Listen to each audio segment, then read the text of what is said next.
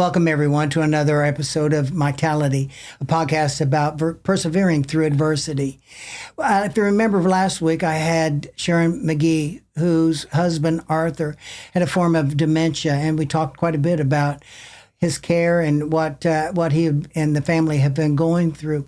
But one of the things we didn't have a chance to talk about was the extraordinary amount of time and effort it takes to go through the healthcare system, the insurance, legal forms, and other documents, because when you are ill, it can be very overwhelming. And I want to welcome Sharon McGee back to talk about this important topic. Sharon, I remember I was sick, and people know that I had stage 4 bladder cancer. And I remember that when it came to insurance, I had to be an advocate for almost everything that I did. And also in asking questions, because the providers are human too, and they don't really know what I was going through. I mean, they had a diagnosis for me, but they didn't know how I felt or what pains I had and that kind of thing. So I had to be an advocate for this. But it isn't just an advocate about your health. It's an advocate for paperwork, through insurance, through legal forms, and a variety of different things. So what I wanted to talk to you about today. So absolutely, you do have to be an advocate, and especially with someone with dementia, they can't advocate for themselves. Oh. So you absolutely have to be able to be conscious of everything that's going on and make sure you have a voice for what they need. Mm-hmm. Well, you and I worked in healthcare for many, many years and things. Now, we're not medical professionals, right, but billing and coding, the revenue cycle. I did fraud, and also we did privacy, knowing the HIPAA laws and that sort of thing. Mm-hmm. And so we're very familiar with working and with providers as well as various different departments of the hospitals and things. But I have to say that it was very confusing sometimes for me when you're a patient, because I have to tell you, when I was sick, I really didn't give, a rat's behind about some of the documents that I had to sign or what they meant. I just wanted to feel better. The other thing is, we were very familiar with the healthcare system, but there are people that are not. And I was overwhelmed at, how those people go through the system and things. I didn't know if you had some recommendation about what's one of the first things we should do. Well, I mean, I'll just say, my degree is medical records. I've worked in healthcare for over 40 years. What I do is a lot of is medical coding, billing, help clients with denials. And so again, this is what I live and breathe every day. And daily, my mantra is, I kind of know how this works, and I know all the problems I had. What someone who has no clue do? So, number one, being familiar with your insurance, what the coverage is, what the requirements are. Don't be afraid to push back and ask questions, and don't take no for an answer. One example. Last summer, Arthur's in the hospital for a wound, and being discharged, the recommendation was for him to go to a skilled nursing facility. But the Medicare Advantage plan he had denied the stay. And so I'm like, so I can't care for him at home. The assisted living facility he resides in, from a regulatory standpoint, he couldn't go back with the level stage wound he had. So I'm like, where's he supposed to go? You gonna dump him out on the streets? What's to happen? And again, insurance denied it. So I wrote an appeal to the insurance company, and it was overturned, and they approved the stay at skilled nursing facility. And a social worker at the hospital came to his room literally in tears, and she said, I've never ever seen anybody advocate for a patient that way. But I didn't have a choice. Mm-hmm. Right. I had to. Right. Now, if they would have denied it again, I don't know what I would have done, but right, I had to advocate. And so it was almost daily, every little thing that he needed, equipment, tests, different things that needed prior approval, I was on the phone back and forth between providers, the insurance company on a day, almost on a daily basis, trying to coordinate pushing things through the system. Yeah. So it's to the point, I mean, they knew me by name. Well, you know what? I did have, I had to advocate for myself also because something that was denied. And what was denied was my chemotherapy. I have stage 4 bladder cancer, and before they could do urinary diversion surgery, they needed to shrink the tumors, and but the chemotherapy was denied. And so again, we had to be an advocate about that. And I did appeal for this, and eventually, obviously, I got my chemotherapy. I found, and I don't know if you believe this too, one of the first places to start is with the provider, and that communication that you have with your provider is one of the most important. And if you cannot communicate with him or her, it is a very difficult road to be able to get any further. So that's one of the most important things I think there is. Yes, yes. Again, understanding what your coverage is. And then, 1 year, one medication he was on was covered. Next year, it wasn't, and so a different prescription of it, dosage of it was covered, but the one he was currently on wasn't. The only way I found that was going back to the formulary for the insurance company, comparing the previous year to the current year to say, oh, it's no longer covered for this dosage. It's, the extended release version is covered at a different dosage.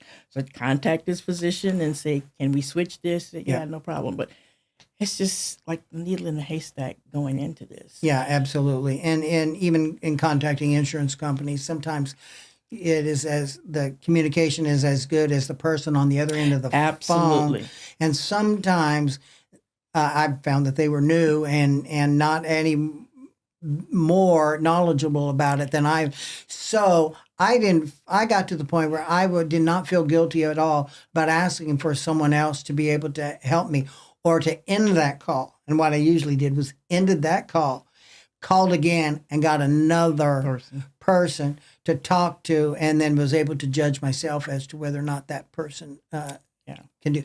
But sometimes, my wife's a registered nurse, so it took someone for a medical professional. And that's one of the things I would recommend to some listeners is if you can find a friend or family member who has a medical background like that can talk more intelligently than I could, then that is also. But I did find providers are human too, and I mentioned that before. They're human too, and they can't read minds, and they know. And everybody's insurance plan is different. Yeah. So I may have Blue Cross, you may have Blue Cross, but it doesn't mean that you have the same coverage that I have, and so I can't expect the physician to know that as well. So yeah, that's why we have to know and understand and advocate. Like I say, sometimes you got to get an outside person to come in and help you with some of this. Well, and sometimes the insurance, I found I would think that I might be covered for anything that the physician wanted for my care. But I found that wasn't always the case. And so coordinating care between providers was so important. And some of that communication had to come from me, the patient, but also ensuring that the providers talk to each other and that. I don't know if you had better experience because you worked in medical coding and worked with physicians. Some physicians are better than others about taking either feedback or advice or saying, hey, this is what I need, and than others. And so do you have any magical tricks of work? That's no magic bullet. I mean, just, again, persistence. Even getting a diagnosis. Some people that say, trying to get a dementia diagnosis or just find out what's wrong. They've had physicians that give them pushback and say, oh, there's nothing wrong with so-and-so. There's not a problem. And there is. So don't be afraid to get a second opinion, go to a different provider. But yeah, we had an incident, not an incident, but a specialist that kept pushing for certain treatments. I'm like, that's not what we want to do. Right. And it just wasn't hearing it. And so I talked to this primary care physician to kind of help us navigate the waters and, what did we need to do from a standpoint of treatment. One of the things I thought of as you were talking there, medication is one of those issues where communication is incredibly important. I am on so much medication, Sharon, that it boggles my mind sometimes. And it's the interaction of one medication has with another. And then I will have a different provider from my oncologist, whatever, will prescribe something that he or she believes I need, but and they all know about medication, okay, and they are to look, but they don't know how it's going to affect And interact. me. Mm-hmm. Every person is different, and so every person has to tell and communicate with the provider because they may think that. And one thing you can do is talk to the pharmacist. Yes. And have them review your medications and see, is there anything that's contraindicative or, can have certain complications or reactions. And so they're a very good resource. I mean, that's what they are trained in. They're more trained in the medication than physicians are. So, don't be afraid to use that resource. I've had a pharmacist pull me aside and just say, hey, I've had several patients recently who have been very dizzy on this particular medication. How have you been doing? And is this the right dosage for you? And I said, you know what? I was having some real problems, but my physician lowered the dosage. Mm-hmm. So you're absolutely right. The pharmacist is an excellent resource and is just there to help. Yeah. And but medication, always ask about medication. If you just don't feel right after, especially if a new medication has been added, I think it's always big to ask about that. And one important field that I wanted to ask about, though, was legal documents. And I don't know all the legal documents that you had to go through regarding dementia and things, but I know when I was first diagnosed, they didn't believe I was going to live. And so, and in fact, I probably just had a few weeks to live and things. So they wanted to make sure all my forms and everything, my dealings were in order and things. Tell us a little bit about some of the forms that you had to do. So, first of all, and this for anyone, healthy or not, any age, is to have someone have power of attorney, because anything can happen to you that you cannot make decisions for yourself, and someone needs to have the right to be able to. Are you do talking that. about a healthcare power of attorney? Both. Because it's both, yeah, medical and financial. And they don't have to be the same person. They don't have to be the same person, but you should need to have someone with that ability. And that was one of the things early on. Again, that someone recommended to me to have power of attorney. Mm-hmm. Living will, advance directive, making sure, you've talked about what your loved ones' wishes are, what do they want, to happen and not happen for them. Was Arthur able to talk about that? There are some people unable to really talk about it. He wasn't. I mean, even before his illness, that was just not something that he would readily talk about. So what did you do at that point? You talked about it with your children and said what the best thing that they would like to go through. Yes. So Louisiana has what's called LA Post, which is at the end of the day, it's a physician order, but you go through and select what things you want done. Mm-hmm. So do you want resuscitation if their heart stop, and different options. And so again, sat down with the kids and say, okay, for each of these, what's the response? And so we have that on file. And so you make sure all the providers have that on file so they know what to do. Right. And again, a misconception is when it's your spouse that you don't need power of attorney. But there are a number of instances where I've had to have show power of attorney to get specific information to do certain transactions on his behalf. So it's not automatic when you're someone's spouse. Sure. Absolutely. And I think it's probably even more so when you have blended families or broken families and things. So those documents are even more important to have, and try to talk to the patient as much as possible to get them to express their wishes, because that's ultimately the most important important thing. Absolutely. I know that I have certain wishes for my family. But if it's contrary to what my family wants regarding the, advance directive, living wills, and that kind of a thing, I just always want to send it back to the kid, to my family. Yeah. So again, as much as you can have that information done in advance, it's highly recommended to do so.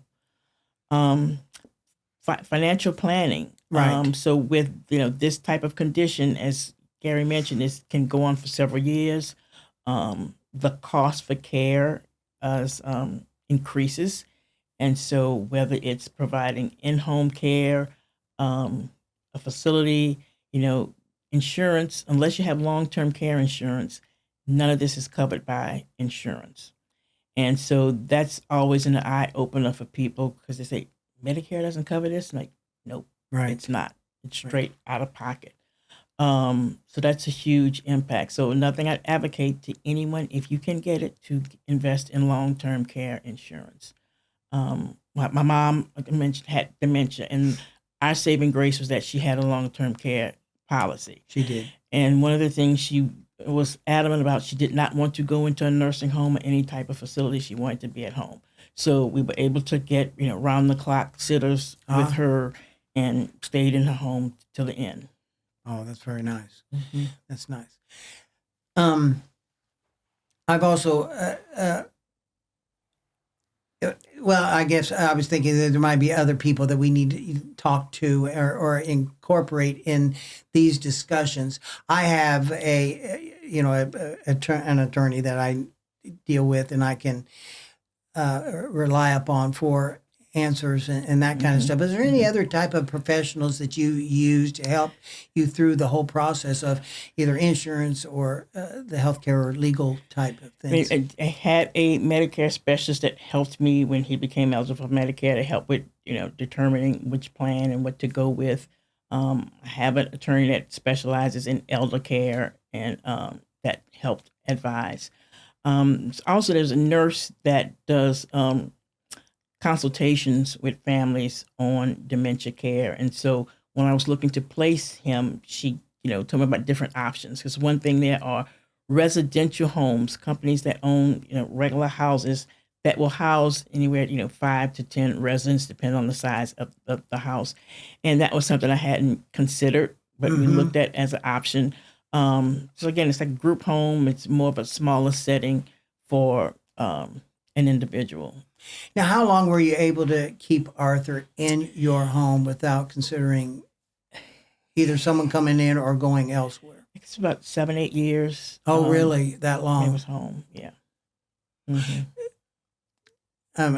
It's not a stupid question. It's just almost, I know it had to have been difficult, even though 7 or 8 years and things. And probably at some point in time, you knew a decision had to be made to bring it in, but you held that off also because it's a very hard one, not even to discuss with your loved one, but even to make for yourself in your heart. Absolutely. And you know what I found? At the end of the day, there is not an absolute right or wrong. Right. You make the best decision you can with the information you have at the time.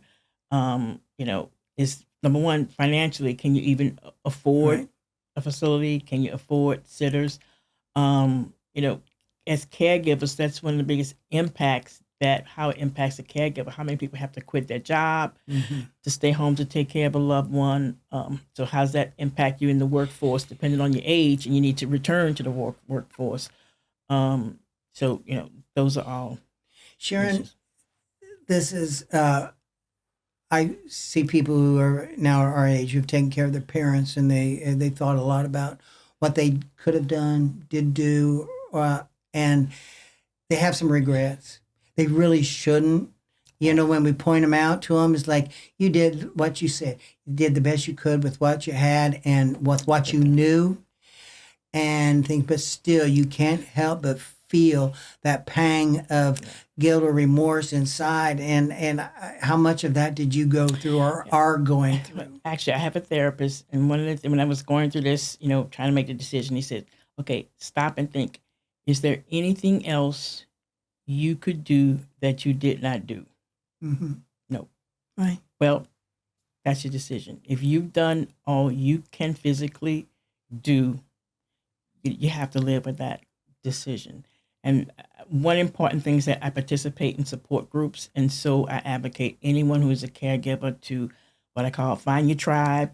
Participate in support groups. There's some that meet in person. There's some that meet on Zoom. There's groups on social media. But that's one of the things we talk about, and being able to make the best decision you have, and don't second guess yourself. Give yourself grace. Yes, give yourself grace. I was going to say. Because this is very difficult. Absolutely.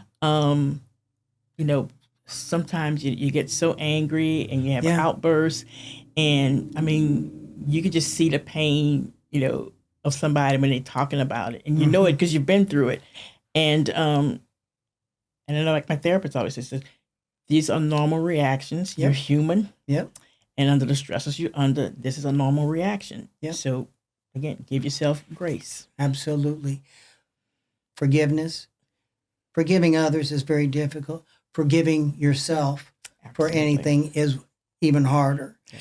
But it is one of the most important things you can do to heal, to feel good about the relationship you had with your loved ones, and to know that you did the best thing that you could do at the time.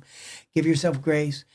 Forgive yourself is so important. Yeah. And it embodies then the love that you have. Yeah, absolutely. And then you can go on. That doesn't mean there isn't still sadness.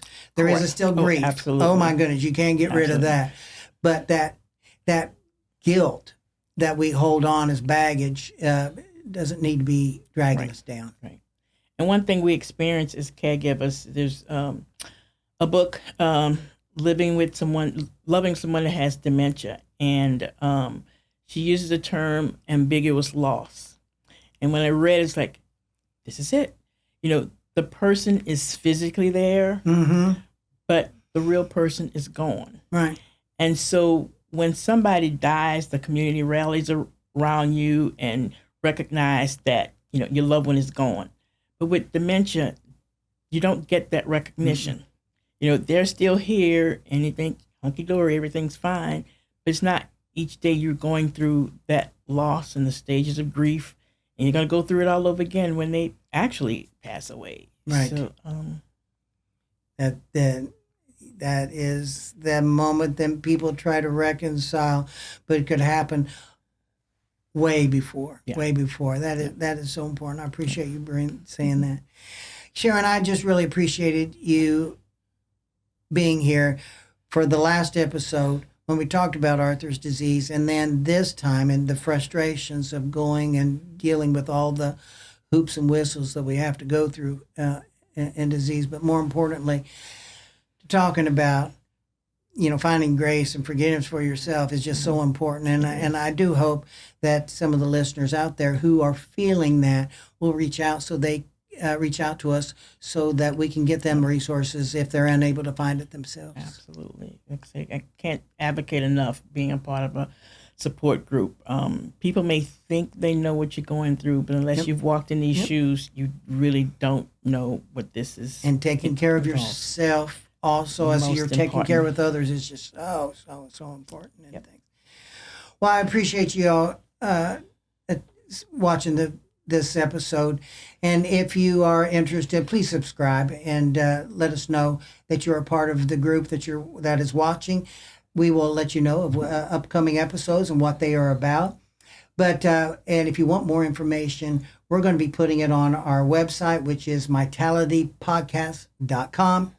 And please email me at mytalitypodcast@gmail.com. If you have a question for Sharon, or if you have something you would like to say or share with Sharon, I'll be happy to get that to you. So write to us at mytalitypodcast@gmail.com, and then put in the